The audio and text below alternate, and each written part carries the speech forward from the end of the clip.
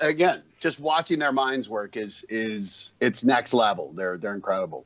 A lot of them are old. I'm thinking about who the next like generation of young comics. Well, is. I'll say like I think Louis J. Gomez, the Skanks. I've been impressed. Dave Smith. I love Soder. Bo Burnham. Dan Soder. Bo Burnham. Those guys I think are great. But it'll be interesting to see. You know, they had the advantage I think too of 20 years of that building up the chemistry and the rapport and the inside jokes and callbacks. And it'll be interesting to see who stays together or who has some platform where they're together enough to build that rapport. Because I think that's one of the things, or where, you know, as a listener, you get the inside jokes, which is so much fun too. I think to know, oh, they're calling back something from 5 years ago. And for the average person, you know, if they don't know it, it's great. I don't know, Kroll and Mulaney are doing lots of stuff together. Yeah, Mulaney, both of his specials have been hilarious. Yeah. He's great. Yeah. I don't know. That will be curious to see who the next generation will be.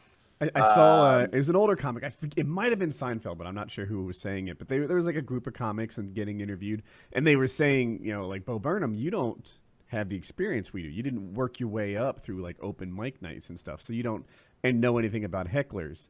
And he's like, right. I came up on YouTube, so I have no concept of like bad fan interactions, and it was a pretty good comeback. I was like, yeah, that he knows.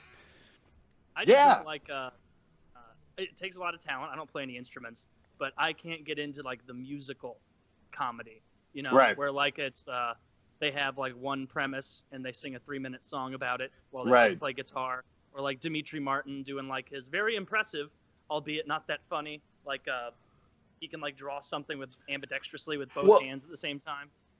Yeah, I think it's I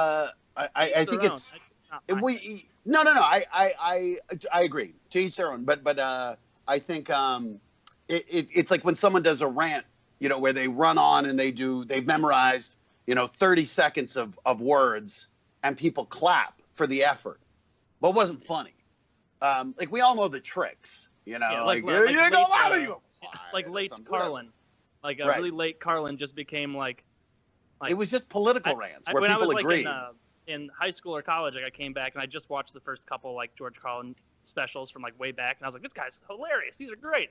And then like it was on Netflix, and I was with my dad, and I was like, oh, let's put this on. I haven't seen this one from Carlin. And like the first 6 minutes was him like talking really fast, making like quasi astute observations that weren't actually that smart, but you talk fast enough that you get onto the next thought before they can process what you just said, before they kind of realize like this is kind of bloviating nonsense from an old man, isn't it? Like, and then like by like the end of that 6 minutes, my dad's like, I don't want to watch this, and I'm like, I don't either. Like I feel like I'm being judged. Yeah. Like, I'm sorry, I use plastic water bottles, old man.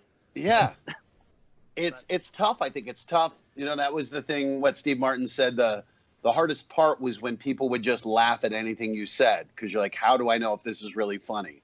And I think, you know, you see that too when and it's also hard when you are like, I don't know how Kevin Hart is still doing well, because between movies and touring, like when are you writing? When are you testing the material? And yet, you know, I think Kevin's done a pretty good job because he's just a machine as a worker. But I think that's why everyone, you know, the first special is going to be the funniest, I think, because that material they've done probably for 10 or 15 years. And then the next special is like 3 years later. They probably worked on it a year and a half. But then when they start doing specials yearly and they're touring, you know, in the meantime, making a ton of money, you just don't have as much time to develop the material. And I think that it gets hard to do that, because you're like, I'm going to go to, you know, the Chuckle Hut in Peoria and do these shows and not let anyone tape it and just bomb and work on material in new premises. It's hard to I think spend that time. So I think, you know, as a comic, I think you become a victim of your own success. Like it's hard to go out and develop that new material and spend as much time getting it as polished. So that's you know, it'd be a high class problem to have. Just retell your own stories. Oh yeah. They won't know. That is like whole, you know, new special every year thing. Like you can even tell that really sink in the quality of like comedians I really think are genuinely funny, like Bill Burr and Louis C.K. Like Burr's last couple aren't as good as his first couple, and it probably is because of what you said, where it's like he had, you know, 10 years for that first one. Then he had Yeah. 5 years for that second one. And then you start going, oh, I got to make one of these every year. Okay, well, I guess I can come up with material for like, I guess 8 months and then really try to whittle that down to my hour set. And it's like, it's still funny, but you just compare that to their previous work. And, you're like, and you know it. And you Take know extra it, time. as a comedian, you know it. You see your joke, and 2 weeks, you could watch material from 2 weeks ago and be, ugh, that's awful. How did I ever think that was funny? Because you've refined it. You've figured out the timing, the pauses, the punchline, the words, whatever. You figure the callbacks. And I'm buddies with Dwayne Perkins, and he taped a special, and he said he was so bummed because the day after he taped it, he was doing a set, and he's like, I figured out the perfect punchline, but I didn't record it.